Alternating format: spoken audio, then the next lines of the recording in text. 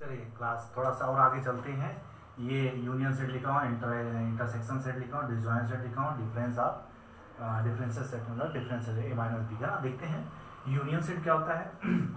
Union set को basically हम लोग ऐसे यू के तरीके से एक सिंबल होता है जिसको हम लोग यूनियन कहते हैं, इसको इसे ऐसे रिप्रेजेंट करते हैं, है ना। तो यूनियन सेट कैसे बनाते हैं, जैसे सपोज करो एक एलिमेंट ए इक्वल टू 1, 2, 3 और बी इक्वल टू कोई एलिमेंट है 3, 4, 5। ये मान लो हमारे पास दो सबसेट है अपने पास। इसको हमको एक यूनियन सेट बनाना है, तो हमको सिंपली क्या करना होगा, A union B equal to and जो कॉमन एलिमेंट होता है उसको एक ही बार लिखते हैं। जैसे अब इसमें 3 है, 3 एक ही बार लिखेंगे, लेकिन क्या 1, 2, 3, 4, 5। तो ये आपका क्या हो गया, यूनियन सेट हो गया, है ना।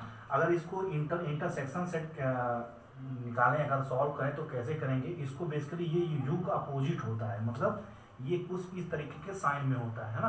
तो कैसे करेंगे, ए इंटरसेक्शन बी, है ना, इक्वल टू।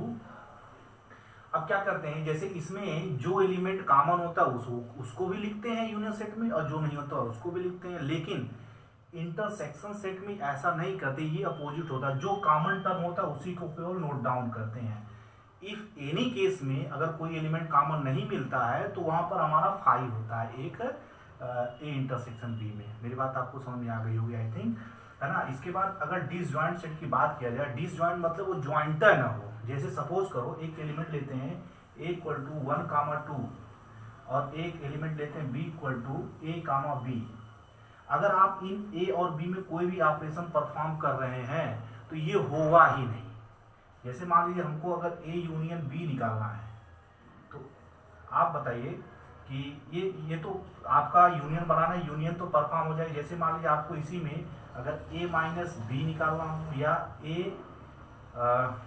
या बी माइनस ए निकालना हो, इस तरीके से सॉल्व करना हो, तो ये जो एलिमेंट होता है इसमें कोई रिलेशन मिलता नहीं है, ये एक दूसरे से डिसजॉइंट होंगे, मतलब कि कोई कॉमन होंगे नहीं, है ना। अगर इसका यूनियन सेट बनाया जाए, थोड़ा सा और आगे देखते हैं, इसको भी बाद में बताऊंगा। जैसे हमने मान लिया कि डिसजॉइंट सेट में क्या करना होता है, कोई भी ऑपरेशन परफॉर्म करेंगे तो जो एलिमेंट मिलता है ना, जो कॉमन होता है, इसमें कॉमन तो कोई है नहीं, जिसको अगर कोई ऑपरेशन परफॉर्म करेंगे, चाहे एडिशन सब्सट्रैक्शन या कुछ भी करेंगे, तो कोई एलिमेंट इसमें मिलता नहीं, वही होता है हमारा डिसजॉइंट सेट। मतलब दोनों एलिमेंट अलग अलग होते हैं, उससे कोई सिमिलरिटी होती ही नहीं है। यही मानकर आपको चलिए कि यही डिसजॉइंट सेट होता है। समझ बात आ गई होगी अच्छी से। अच्छा, डिफरेंस सेट क्या होता है, डिफरेंसेस जैसे मान लेते हैं हमारे पास, जैसे यही ए इक्वल टू 1, 2, 3 है और बी इक्वल टू 3, 4, 5 है ना। तो अगर ए माइनस बी सॉल्व करें तो बेसिकली डिफरेंस सेट क्या कहता है कि अगर ए माइनस बी देखते हैं ना, तो जो इसमें एलिमेंट होता है इसको देख करके इसको समझिए कि ये क्रॉस आउट हो गए। जो ए में एलिमेंट बचता है उसी को नोट डाउन कर लेते हैं, वही होता है डिफरेंस सेट। मेरी बात आपको समझ में आ गई होगी बहुत अच्छी तरीके से। अगर सपोज करें ऐसे बी माइनस ए अगर निकालना है, आपको सॉल्व करना है डिफरेंस सेट में, तो सिमिलरली ऐसे देखिए, चेक करेंगे दोनों से कौन सा एलिमेंट होता है ना। अगर नहीं मिलता है तो 5 लगा देंगे, है ना। तो अब देखिए इसमें से फिर अगेन वही 3 काउंट कट जाएगा, तो यहाँ से 4 और 5 बच जाएगा, है ना, 4 and 5। तो ये आपका होता है डिसजॉइंट या डिफरेंट सेट। ठीक है, एक और आपको बचता है यहाँ पर यूनिवर्स सेट, इनवर्स सेट।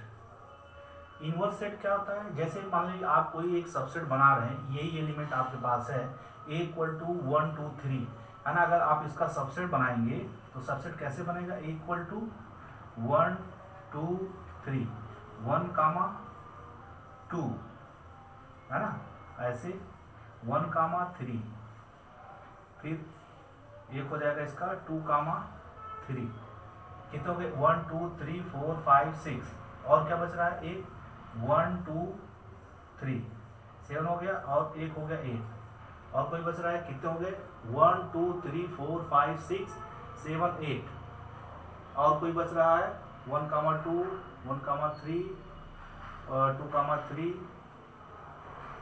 ठीक है, एक कोई छूट रहा है, ठीक, समझ में आ गया। ये इनवर्स सेट हो गया, ये एक तरीके ये सबसेट हो गया। अगर इसको आपको इनवर्स सेट निकालना है तो इनवर्स सेट क्या करेंगे, आपको सिंपल, जैसे अगर यहाँ